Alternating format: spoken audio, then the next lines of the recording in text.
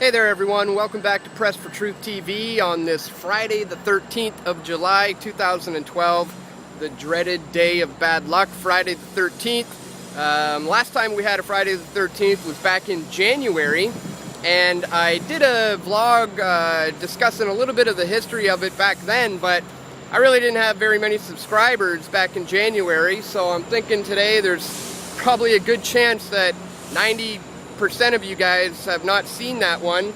So today I'm just very briefly going to break down a little bit of what some historians believe to be the origins of the idea of Friday the 13th being a day of bad luck. This can be traced back to the late 13th, early 14th century, and it all ties into the Knights Templars. And back then, during the beginning, the Knights Templars originally consisted of 9 members, and they were tasked with protecting pilgrims on their travels and journeys to the Holy Land in Jerusalem. And they were situated and given residency beside the Temple of Solomon, and that's where they get the name the Knights of the Temple, or the Knights Templar. And at the time, these guys were incredibly powerful and wealthy, influential individuals. They were the military at the time. They were knights. They were the bankers at the time. And they were incredibly powerful and wealthy as well. Because in order to join the Knights Templars, you would have to sign over your wealth and your land to them. And people would easily do that because it was very prestigious to become a member of this elite group. And they were pretty much well respected within society. They were officially sanctioned by the Pope and by the King of France. But what ended up happening in the early 14th century is a lot of people began investigating some of the motives of the Templars. Some press for truthers of the day, if you will, began to expose the fact that the Templars were doing things that contradicted everything that they said they were. Namely, in order to get into the inner circle of the Knights Templar, it was revealed that initiates would have to go through a initiational ritualistic ceremony where new initiates into the inner circle of the Knights Templar would have to deny Christ as the divinity and spit on the image of Christ, and then say that they're willing to worship the god of the Templars and bow down to its image, which was this androgynous goat-headed figure that they called Baphomet. And so once this information began to get out there, it obviously upset the Pope a great deal and the King of France. So a decree was put out, and the Templars were officially banned from society, and many of them were burned at the stake. History records that the decree went out on Friday the 13th, 1307. And ever since then, the day has been considered to be bad luck, because when the ban went out and all these Templars, they were murdering all these Templars, some of the surviving members and leaders of the organization just gathered the wealth of the organization and just became more secretive, went underground, moved to Scotland and laid low for a little while, and then later emerged as what we now know today as the Scottish Rite of Freemasonry. So this concept of Friday the 13th being an unlucky day has, the stories have continued on down the centuries since the decree went out on the Knights Templars back in 1307. So anyways, just a little tidbit of info on the history of why we consider Friday the 13th to be bad luck. as I said, I mentioned this in a blog before, but it was so long ago and I don't think any of you saw it, so I thought I would just briefly bring that up today. Anyways, I got some announcements today about some upgrades, some upgrades and updates, and some kind of new directions that I'm going to be taking Press for Truth in the very near future.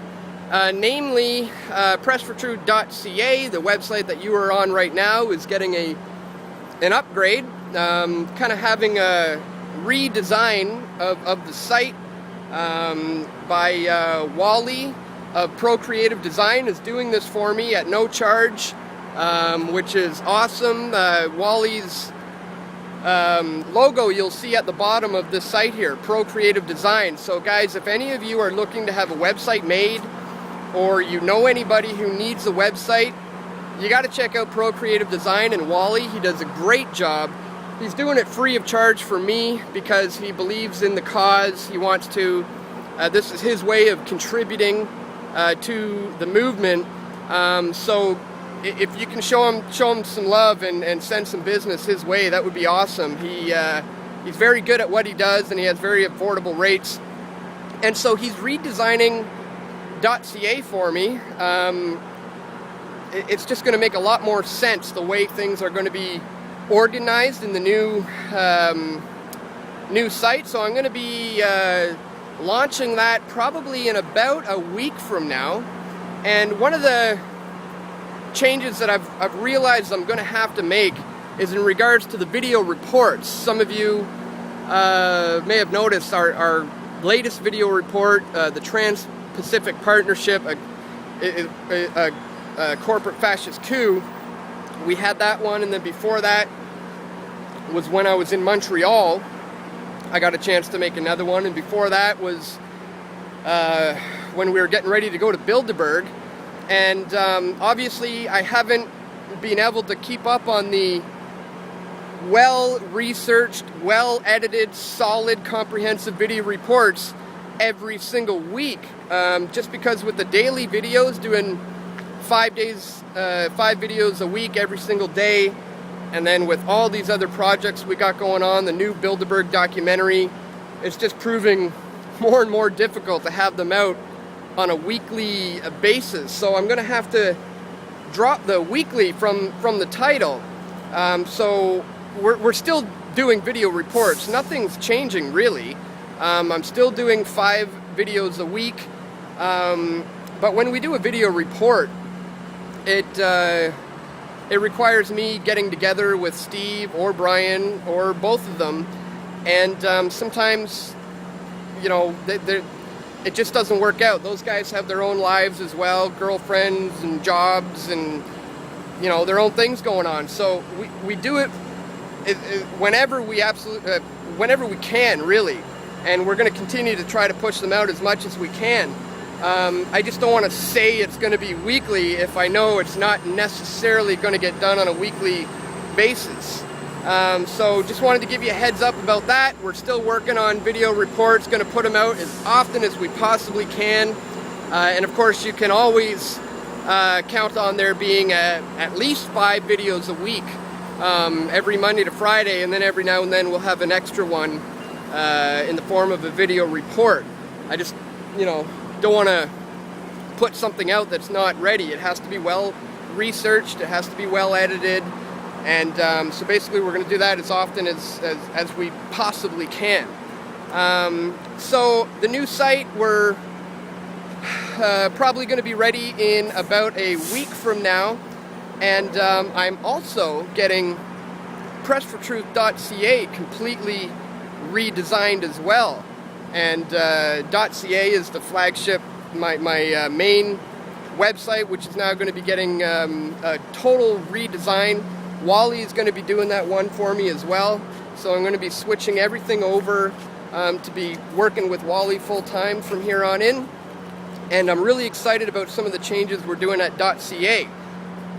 Mainly, one of the areas that I'm considering looking into lately is in regards to, over the years, I've had so many people contact me and ask me about advertising on my site. And for the longest time, for years, I've always just not given it a whole lot of thought, not paid too much attention to it, and just told anybody who asked me that I'm not interested. But now I'm thinking to myself, well, wait a minute, why on earth wouldn't I? They're my website, so I will only choose something that I believe in, products and companies that I support and that I can get behind and that I can put my name behind and that I will personally want to endorse. Those are the only people I would ever allow to be on my websites anyways. So why not look into this, to doing that? So in doing a bit of research on it, I realized I haven't checked my stats at .ca in quite some time. So I just looked up my website stats, and we are now getting over 500,000 hits a month. It's grown quite a bit in the last year. Over 500,000 hits a month now means that if you're on there on a little block on the website, a lot of people are going to be seeing that throughout that month. So I've decided to take on my first advertiser. This is a gentleman I met a few years ago in person, and he runs a company out in Vancouver. He contacted me recently, and we've kept in touch over the years online, and he's launching this new product, and I'm at that time now where I think, you know what, this is nothing but a good thing. I mean, this is a good thing. This is something I can get behind. If you go to .ca right now, you will see the banner at the top of the website is for the smart meter blocker, and this of course is a device that blocks the wireless signals coming from these new smart meters. There's a lot of privacy concerns, a lot of health concerns, and it's perfectly legal to install one of these smart meter blockers. This would force the hydro companies to have to physically come up to your meter and write down the number rather than just scanning it through the air. So anyways, I wanted to see what you guys think about this. I haven't told anyone, I haven't officially announced this, I haven't mentioned it on YouTube or Facebook or anywhere. I just thought I would see what you guys think about it first, and see if you guys think this is a good idea or not. I can't really see any reason why it isn't, because like I said, it's ultimately up to me to decide who I would want to allow to occupy some space on my websites. But obviously I need to make Press for Truth sustainable. I mean, I have monthly bandwidth costs, I got the website costs, there's a lot of costs that continually are adding up. So I'm thinking by offering some space on my website, this very well could be a good way for me to expand the operation and to be able to just do this better and get better at what I do, get better equipment, and just progress this thing and make Press for Truth as best as it possibly can be. So if you know anybody who may be interested, or if you yourself are interested, if you have a website you want to promote or some products you want to promote, shoot me a message at dan@pressfortruth.ca or at support@pressfortruth.tv, and I'll get back to you on that.